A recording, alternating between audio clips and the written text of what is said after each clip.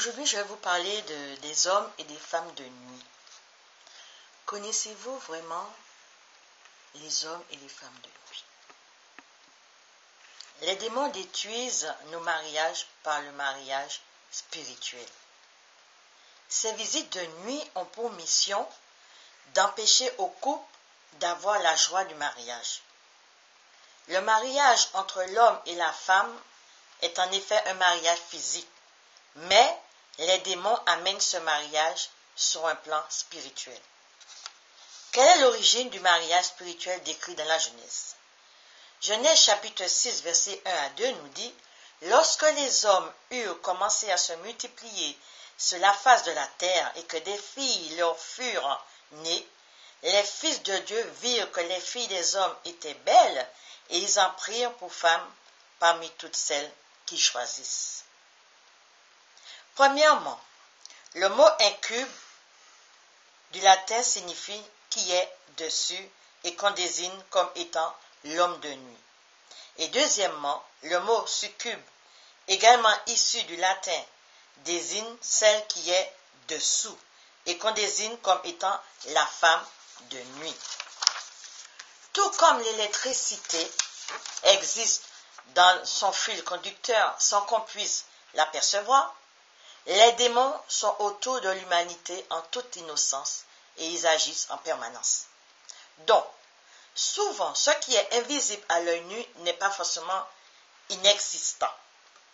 Depuis toujours, des hommes et des femmes ont apporté leur témoignage d'avoir subi des violences sexuelles durant leur sommeil par des visites démoniaques invisibles. Cependant, ces hommes et ces femmes n'ont pas été trouvés crédibles aux yeux du monde chrétien ignorant. Ils ont tout simplement été traités de débiles mentaux ou bien même d'obsédés sexuels. Savez-vous vraiment qui sont les hommes et les femmes de nuit? Quand vous faites un rêve, vous vous dites « Ah, j'ai rêvé d'une belle femme, oh là là !» Les femmes disent « Oh, j'ai rêvé d'un bel homme !» Mais vous allez vous donner à ces gens-là dans la nuit, dans vos rêves. Mais vous savez que vous avez couché avec un homme ou une femme de nuit? Est-ce que vous savez cela? Quand vous rêvez de ce genre de rêve-là, essayez de vous réveiller. J'ai comme témoignage une sœur, que je ne dirai pas le nom, une bonne amie, qui m'appelle tout le temps, me dit « Rose, j'ai encore rêvé d'hommes de nuit qui m'ont visité, des femmes de nuit, j'en peux plus. » Il faut, dans ce cas-là, demander le sang de Jésus et aller toujours dans la direction de la prière avant d'aller vous coucher la nuit.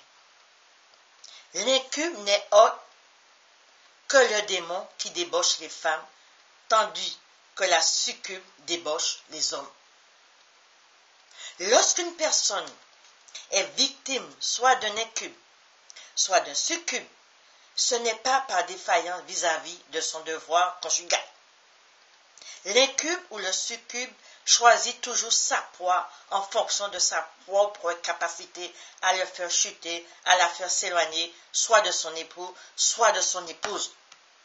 Ce genre de personnage vous entoure. Ça peut être le voisin, ça peut être un membre de votre famille, ça peut être n'importe qui se transforme, qui prend la forme de votre épouse, la forme de votre mari pour coucher avec vous. Soyez vigilants en toutes choses. Les ignorants qui dirigent l'Église ont énormément parlé de la nature des incubes et des succubes et qualifié les victimes de pécheurs en rapport de ce qui a été commis lors du contact avec les démons. L'incube et le succube sont le même démon, car inhumain, il peut devenir incube pour coucher avec une femme et devenir succube pour coucher avec un homme. Ce genre de démons peuvent vous mettre une femme enceinte. Ils peuvent vous mettre enceinte. Priez sans se veiller. Un sentiment pur et diabolique. Selon de nombreux témoignages lors de relations sexuelles entre incubes ou succubes avec des humains, il est fait mention des plaisirs incomparables que cela procurait. Incroyable! J'ai beaucoup de témoignages sur ce sujet. Une fois passées les années 1400, il ne sera plus question de parler de ces histoires, car le thème sera remplacé par le sabbat des sorcières, car les autorités spirituelles ont pensé que cela pouvait susciter des envies. Les prétendues sorcières étaient contraintes sous la torture d'admettre toutes les horreurs qui sortaient de l'imagination de ces célibataires frustrés et sadiques, tandis que ce fléau diabolique s'est toujours attaqué non seulement aux célibataires, mais également aux couples les plus soudés. Combien de couples qui ont été séparés à cause de ces démons? À cause de ces démons. Les femmes de nuit viennent posséder les hommes et les séparent de leurs épouses. Paul nous dit bien en Éphésiens 6,12 que nous n'avons pas à lutter contre la chair et le sang, mais contre les dominations, contre les autorités, contre les princes de ce monde de ténèbres, contre les esprits méchants dans les lieux célestes. Alléluia! Paul n'insiste bien pas. Nous n'avons pas à lutter contre la chair et le sang, car il sait qu'un couple qui est dans le Seigneur reste solide et ne peut pas sombrer dans la relation extra-conjugale. La nuit, veillons même dans notre sommeil. On dort, mais que notre sommeil soit dans le Seigneur. Demandons à Dieu qu'il soit avec nous, que le sang de Jésus nous couvre de ces démons.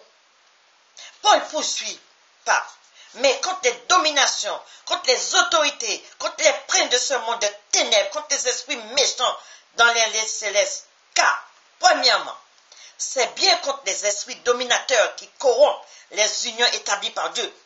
Deuxièmement, c'est bien contre les esprits dominateurs qui corrompent les unions établies par Dieu.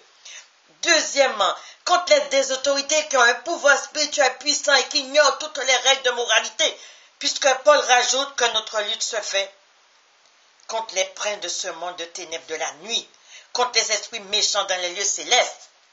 Qu'on le croit ou non, les relations sexuelles de nuit et extra-humaines existent bien et bien. Et refuser d'y prêter une attention particulière pourrait bien augmenter les risques d'y être confronté. Quand on se réveille le matin, on a tout le corps étrange. Ceux qui ont subi ce genre de choses avec ces démons, lavez-vous, demandez à Dieu de vous purifier, demandez à Dieu de vous sanctifier. C'est dégoûtant toutes ces choses-là. Que tous ces démons sortent dans votre vie au nom puissant de Jésus-Christ. Que le sang de Jésus soit sur vous dans votre sommeil. L'existence des incubes et des succubes est rarement abordée par les pasteurs d'aujourd'hui. Bien qu'ils aient été mentionnés maintes fois par le passé, car les démons sexuels sont devenus un sujet tabou et considérés comme des hallucinations masturbatoires. Tous ces démons envoient les hommes et les femmes à se masturber. Vous qui êtes dans cet état, demandez à ce qu'on vous délivre de tout cela au nom puissant de Jésus-Christ. Parler de ces entités bien réelles soit automatiquement classé dans la pratique appelée évocation. Et cette forme de connaissance est nommée état luminaire. Autrement dit, qui se dit d'une stimulation qui se situe juste au niveau du seuil du sommeil ou de l'éveil. On se réveille, on sent des sensations. Pendant ce temps, ce sont ces démons qui viennent nous souiller. Refusons tout cela au nom puissant de Jésus-Christ. Cet état situé à mi-chemin entre l'éveil et le sommeil stimule un corps complètement détendu, soit par un exercice de relaxation, soit par un exercice d'épuisement.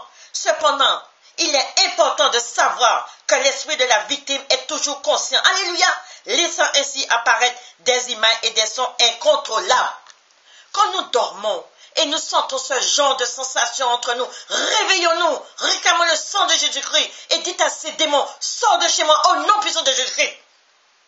Lorsque certains apprennent à entrer dans cet état et à le prolonger, ils expérimentent alors ce que l'homme nomme le corps astral, pratique qui restera toujours d'origine diabolique.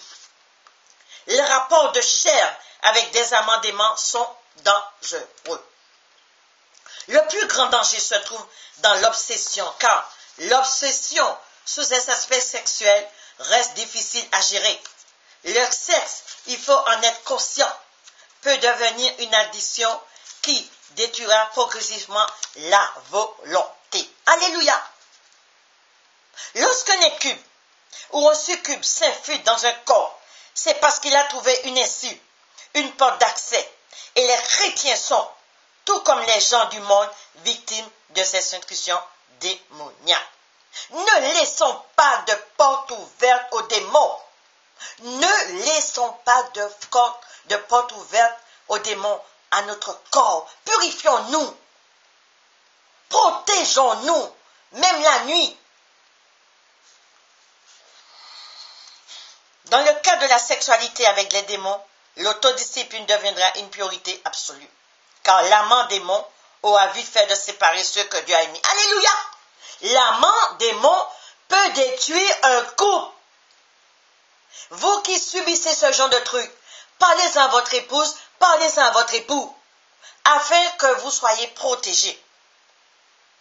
Le combat spirituel, nous dit Paul, nous ramène à Éphésiens chapitre 6, versets 12 à 13, que nous n'avons pas à lutter contre la chair et le sang, mais contre les dominations, contre les autorités, contre les princes de ce monde de ténèbres, contre les esprits méchants dans les lieux célestes. C'est pourquoi prenez toutes les armes de Dieu, afin de pouvoir résister dans le mauvais jour et tenir ferme après avoir tout surmonté.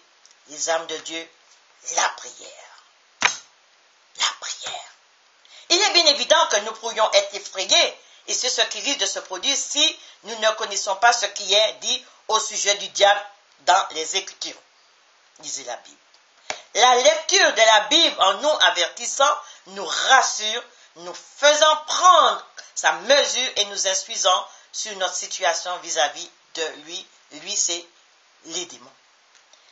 L'apôtre Paul écrit en 2 Corinthiens chapitre 2 verset 11, afin de ne pas laisser à Satan l'avantage sur nous, car nous n'ignorons pas ses desseins. Le discernement des esprits est un don du Saint-Esprit qui permet de savoir avec exactitude à qui on a affaire dans le monde spirituel. Et ce discernement reste indispensable. Alléluia! C'est une capacité surnaturelle de discerner sur une manifestation spirituelle d'origine divine, humaine et démoniaque.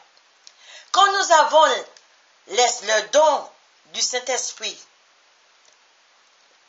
quand nous avons le discernement du Saint-Esprit, nous recevons et nous arrivons à discerner qui est qui.